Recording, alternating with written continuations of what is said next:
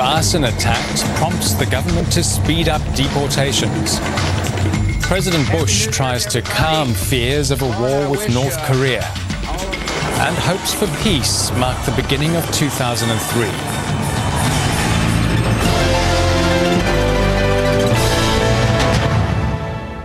Good evening, Anton Enus with SBS World News Tonight. Help is still some way off for thousands of Solomon Islanders hit by the full force of Cyclone Zoe.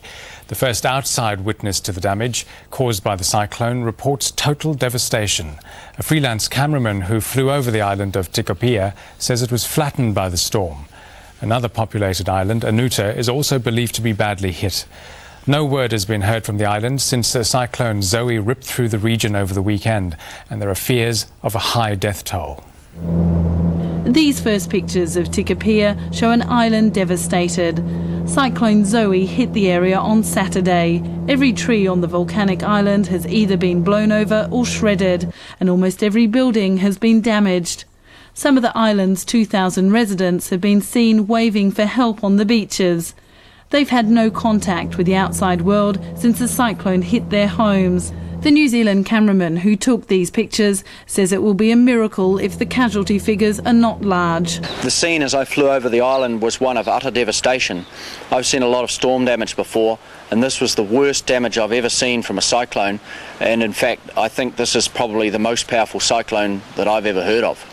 Satellite pictures show the extent of the storm. Cyclone Zoe can be seen as a dense black cloud north of New Zealand. When it struck Tikopia, the cyclone was packing winds hitting an awesome 300 kilometres an hour. People could be now getting to a stage that they're getting through their last bit of food. People could be out in the open. These islands are very flat islands, and the people could be in real trouble at the moment. We could have a severe situation on our hands. After hearing of the scale of the devastation, the Solomon Islands government cancelled plans to dispatch a patrol boat to Tikopia. It's now planning to send a larger vessel, but it could still take days to arrive. An RAAF Hercules dispatched from Richmond Air Base this morning will make an official reconnaissance flight over the ravaged region. But tonight, grave fears are held for the safety of the island's 2,000 residents. The Solomons government fears the cyclone is one of the most destructive the islands have ever suffered. Just a few minutes ago, I got through to the government spokesman, Jeffrey Tava, about when a relief vessel was expected to head to Tikopia. Yeah, at the moment, the National Disaster Management is still working on the possibility for sending the ship to the island. Ship is the only access to the island at the moment. We don't have an airstrip. I think the ship should leave tomorrow. The federal government says it plans to speed up the deportation of illegal immigrants and rejected asylum seekers following yet another detention centre fire. The fifth arson attack this week came during a riot and attempted escape at Sydney's Villawood Centre. As Sydney celebrated the new year, the Villawood Detention Centre was being torched by detainees. It's the fifth facility to be set alight in as many days, and it took about 60 firefighters to bring the blaze under control. But the federal government is pouring cold water on suggestions the arson attacks were part of an orchestrated campaign. It seems more to be the case that once an incident occurs in one centre, then other centres, detainees in other centres follow. The fire destroyed an accommodation block and caused extensive damage to equipment and nearby buildings. Immigration officials say about 40 high-risk detainees were involved in the mass riot. They smashed windows and stole a security guard's car, which was used to ram the gates in a brazen attempt for freedom. The federal government says it will now speed up the deportation of detainees. The intention of the government is to remove people as soon as they can. It's not always a straightforward case, though. Today, security was stepped up at Villawood with few vehicles allowed to enter the centre. Over the past week, detainees have set fire to 5 detention centres at an estimated cost of more than $8 million. Refugee advocates say tensions run high during the holidays when detainees remember their loved ones but have little hope of release. I'm not really surprised that this particular time we've seen the outbreak of violence and the arson attacks in the detention centres, because there are a lot of people who've reached the end of the road and have discovered that there's nowhere to go. Immigration officials report tonight that calm has been restored to all 5 centres targeted by detainees this week, but extra security precautions will remain in place. The people smuggler held responsible for the Civex disaster in which 353 asylum seekers drowned has been released from a Jakarta jail. Abu Qusay has spent 6 months in Sippenang prison for visa offences, but Indonesian authorities have kept him in detention and plan to deport him to Egypt. He's wanted by Australia for organising the October 2001 voyage of an Indonesian fishing vessel which sank. People smuggling is not an offence in Indonesia, so Australian police have been unable to extradite him. But they say an Interpol red alert will be issued as soon as Qusay is expelled. Amid unprecedented security around the country, hundreds of thousands of Australians have safely ushered in the new year at public celebrations. Crowd numbers in many of the capital cities were lower than expected, however, with poor weather and safety concerns keeping many at home. In Sydney, police said crowds were down 30%, with high winds causing the cancellation of the early fireworks display. But the midnight fireworks went ahead, heralding the new year with a message of unity and hope. And there have been celebrations around the world to usher in the new year. From China, the traditional home of fireworks, to Malaysia, where skydivers jump from the world's tallest building to reach the ground on the stroke of midnight. In Times Square, New York, 500,000 turned out despite extra tight security. Superman actor Christopher Reeve launching the countdown to midnight, himself a symbol of courage in adversity for the year ahead. President George W. Bush has moved to ease fears that the United States is heading for a war with North Korea. Mr. Bush took the rare step of making a statement at his Texas ranch, a sign of how seriously he views the Korean crisis. I view the North Korean situation as one that can be resolved peacefully through diplomacy.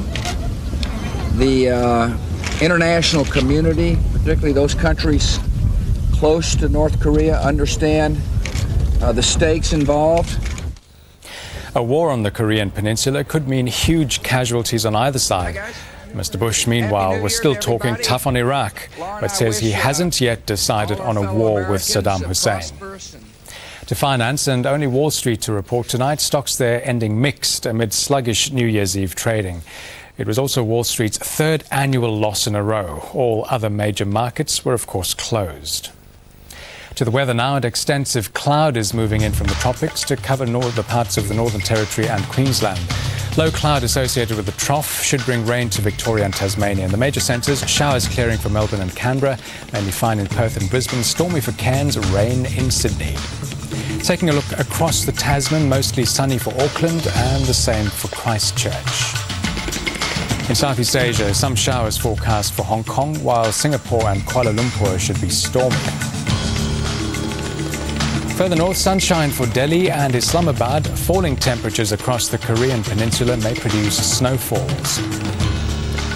Heading west, downpours over England will continue to feed floodwaters. Sleet for Berlin and Ankara, with Madrid expected to be overcast. In Africa, clear and mild in Addis Ababa, Riyadh and Algiers, while showers are forecast for Cairo. In South America, hot and stormy for Asuncion and Rio, with Panama City expected to be mostly cloudy. And finally, a look at North America. A deep low over the east coast will produce heavy showers in Washington and New York. And that's the World News Tonight. I'm Anton Enus. We leave you now with a final look at last night's fireworks. Good night.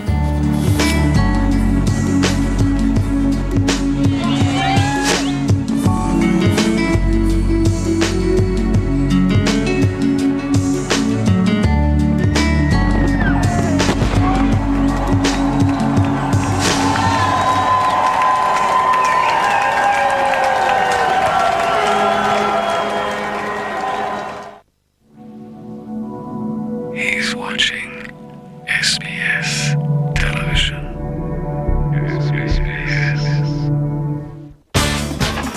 We've travelled 4 million kilometres.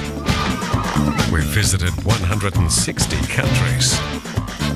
We've seen many different lifestyles, encountered traditions, old and new, and learned about the hopes and aspirations of the many diverse and interesting residents in our global village.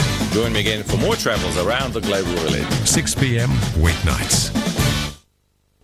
Every Saturday afternoon, SBS brings you programs dedicated to the arts. We'll devote Sunday afternoons to a different pursuit. Until Friday, Kmart has cut 15% off store-wide. Does not include computer game consoles, cigarettes, gift vouchers, Pixie Photo and Kmart Tyrant Auto Service. No further discounts apply. So rush in for 15% off store-wide. Kmart, cutting the cost of living. Friday, discover how these creatures adapt to the man-made world and find their place in it. Common terns may live up to 40 years of age or even longer. The first birds to grow up on the printing house roof and fly to southern Africa every winter have during their life covered the distance from the Earth to the Moon. There must be some special reason to travel that far. A turn for the worse. 9:05, Friday.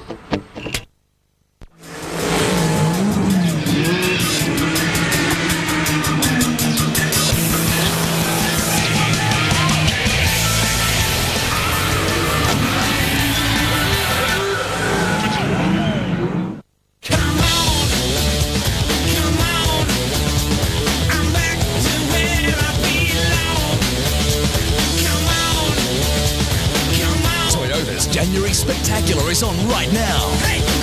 See the new style, feel the new power, and get spectacular value across Australia's largest range right through January. It's spectacular, so come on into your Toyota dealer now.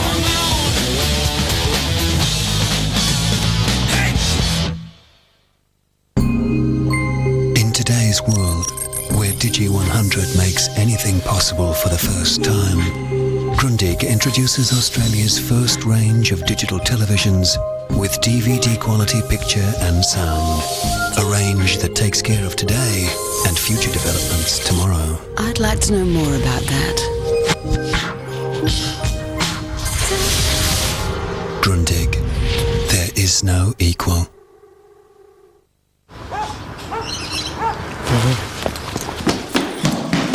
She means nothing to me.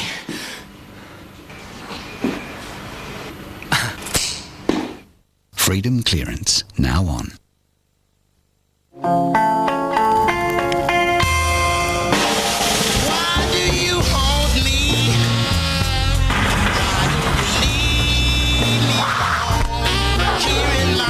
If your cravings don't bother you while you're asleep, try Nicorette Patch. It's designed for waking hours.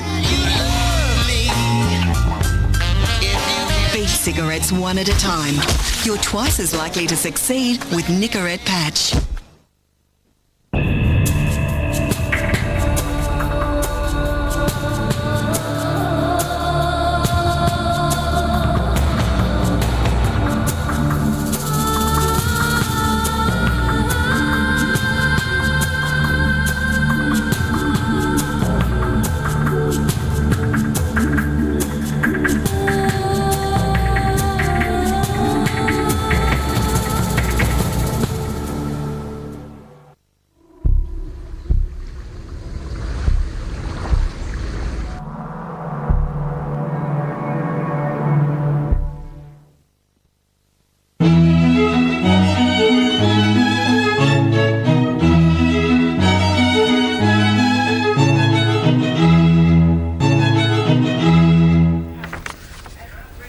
Thanks for joining us for Austria's traditional New Year greeting to the world, live via satellite from Vienna. After breaking all sales records with his first Vienna Philharmonic New Year's Day recording 2 years ago, Austrian conductor Nicholas Arnoncourt will once again be conducting this world-famous concert. And for the first time ever at this event, the renowned Kirov Ballet will be performing from the Eggenberg Palace in Graz.